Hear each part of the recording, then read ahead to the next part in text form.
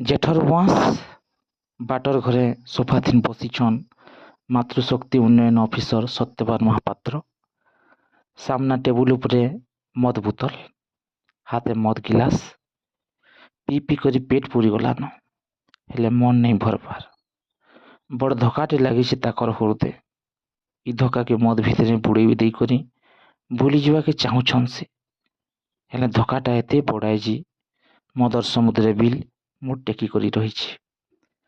सत्यवान साहेब जुली जीवन केभे औषध आनंद ही नहीं कटि पारला। धन जन मान सम्मान शिक्षा दीक्षा केनसी दिन कम नहीं। ताकर स्त्री बिल सुंदर जेनता शिक्षित सेनता। भोग विलास स्वर्गर देवता माने बिल अहंकार हेउथिबे, हेले सुख काण आए सत्यवान की ताकर सियानी नहीं जाने। टोकार बयड़ सत्यवान की मौत आर पर स्त्री भौरी भीतर के भसई नहीं जाइछि। निजर स्त्री ताहाको सबुदिने अस्कुटे छन और आए सत्यवान की छाड़पतर दे करी ताकर बाटे से चली जाइछन। स्त्री पले जीवाटा किसी बड़ कथा नहे, किंतु मान इज्जत हे चमरजा। मन के मन कहले सत्यवान इ मौत सब बीस ही जाऊ, इतार निशा घुटी जाऊ, मते अकाल मात धरी नौ सबुदिन। भीतर के आसी पारे के जने अनुमति मांगला। नारीटी के काना काजी किसी विचार की नहीं करी सत्यवान कहले अचिंता आस, निजर घर भावी करी ढुकी आस। भीतर की जिन सुंदरी आला ताके देखी करी सत्यवान आचमित ही नहीं अबाक ही गले। सुंदरी टुकेल उपरे चमड़ा मुनाटे रखी दे करी सत्यवान कर पहा छिला, पादर धुल माखला, चुपचाप ठहला।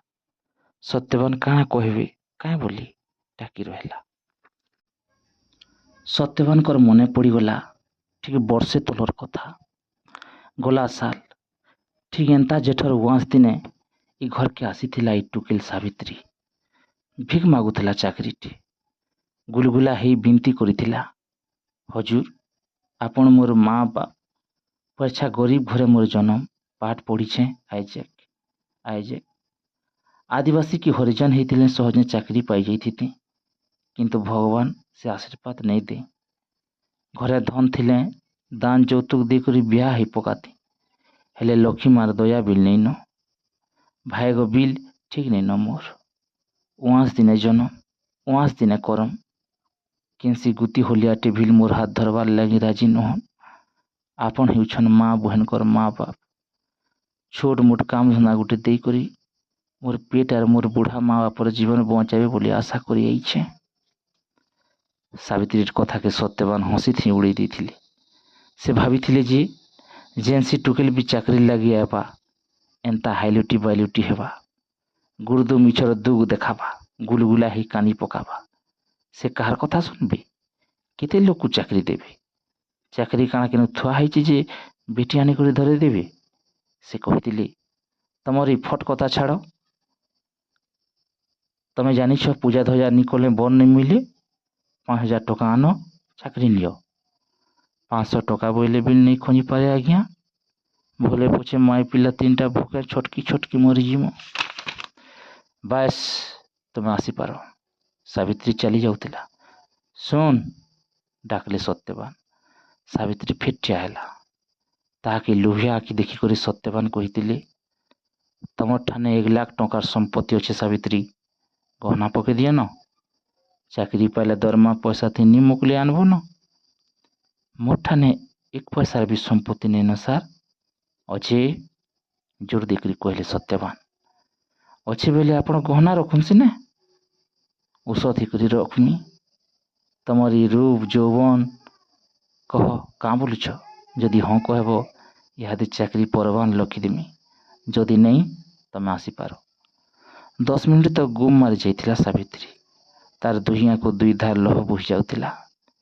परीक्षा निशा ही कहिथिला, हे धर्म देवता मोर माँ बापर मुई गुटे बोली संतान। पाप हो कि पुण्य हो ताहाको पोषवा के पड़वा मते। मुई आपणकर कथा ती राजी अच्छे, तेबे सत करुन मुई 5000 टंका देले मते मुकल दे देबे। मंजूर मुई सत करुछे। सावित्री चाकरी पे गला। ସେ ଗୁଟେ ରକମେ ତାର ଅଫିସର ରଖନି ହେଇ ରହିଲା।